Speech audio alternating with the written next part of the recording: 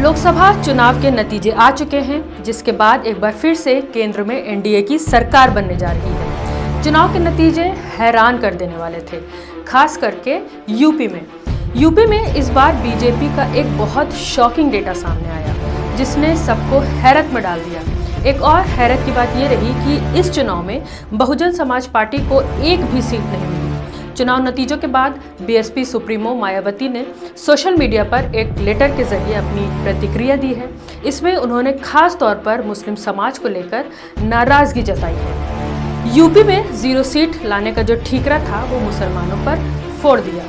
एक वक्त था जब बहुजन समाज पार्टी इस देश की तीसरी सबसे बड़ी पार्टी मानी जाती थी, लेकिन इस बार इनका परफॉर्मेंस बहुत ही बुरा रहा। इस बार लोकसभा चुनाव में बहुजन समाज पार्टी ने देश भर में 424 सीटों पर अपने कैंडिडेट्स उतारे थे।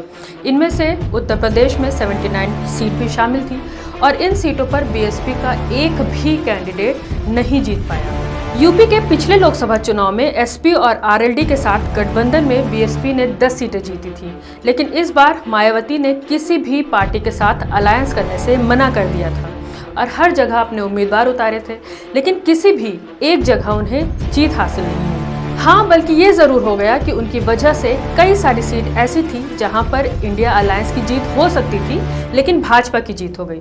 बीएसपी ने कई जगह से मुस्लिम प्रत्याशी उतारे जो अलायंस के मुस्लिम प्रत्याशी को टक्कर देते हुए देखे गए, या यूँ कह लें कि 2 मुस्लिम प्रत्याशी होने की वजह से दोनों के बीच वोट बढ़ गया और उन सीटों पर फायदा बीजेपी को हो गया। हारने के बाद मायावती ने प्रतिक्रिया दी और कहा कि इस लोकसभा चुनाव में और पिछले लोकसभा चुनाव में भी मुसलमानों को पर्याप्त प्रतिनिधित्व दिया, लेकिन हमें पर्याप्त समर्थन नहीं मिला और वो हमें ठीक से समझ नहीं पाए, इसलिए अब हम सोच समझ कर ही मुसलमानों को टिकट देंगे ताकि पार्टी को ऐसा कोई नुकसान न हो।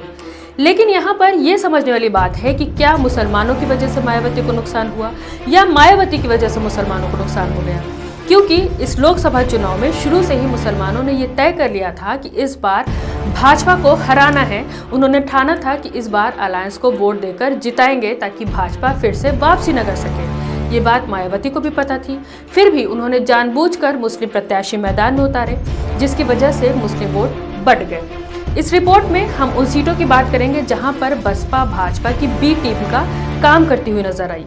हम उन सीटों के बारे में बात करेंगे जहां पर बसपा के वोट काटने की वजह से भाजपा की जीत हो गई और अलायंस का कैंडिडेट हार गया।